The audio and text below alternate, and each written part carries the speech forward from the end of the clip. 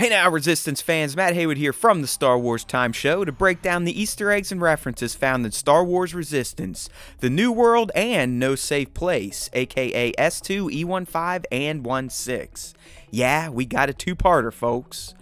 I'll start with the New World, which was rather devoid of eggs, but had some moments of note if anything else. Up first, I wouldn't call it an egg, as it's more of a reference to a Resistance plot point, but we learned that Griff was under Doza's command in the Empire, and that Doza is the one that brought him with him when he left Palp's faction. Cool lore nugget if anything else. We then get to see an old Rebel outpost, which has a familiar looking command table, screens, and of course, the Rebel crest. And the final item of note for the first part of this two-part story is a non-Star Wars egg, but a very iconic one if you got into Game of Thrones, because I swear the Ocean's horn blast sounded identical to those used at Castle Black to warn of White Walkers. You know, ba-doo, ba-doo. Kind of sounds like the Mandalorian, but you get the point. Alright, so on to No Place Safe, which had a more clear egg, but still was lacking in an abundance of them. Up first is a cool nod to a scene from Empire when the First Order unleashes a mess of probe droids to scout for the Colossus, just like the Empire did to scout for the Rebels. We learn that Kaz is going to go join the Resistance, and he mentions meeting up on Batuu, the location featured in Star Wars Galaxy's Edge and in novels.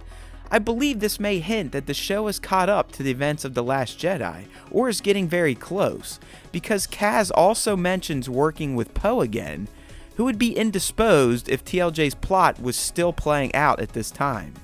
In fact, this episode's final item of note adds even more fuel to my timeline theory, because after Pyre loses the Colossus yet again, Tierney implies he should be worried about Hux's backlash, but Pyre cautiously explains that he's not worried about Hux, which could imply that Kylo is now the supreme leader and Pyre fears his reprisal.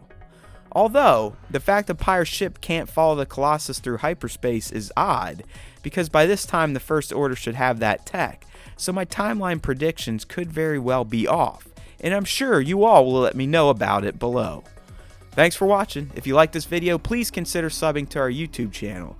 We'd also love for you to join in with our weekly Star Wars podcast, so use the links in this video's description or head to StarWarsTime.net to subscribe to the platform of your choice. There's always time for Star Wars time, and remember, if you listen to the Star Wars Time Show, the Force will be with you, always.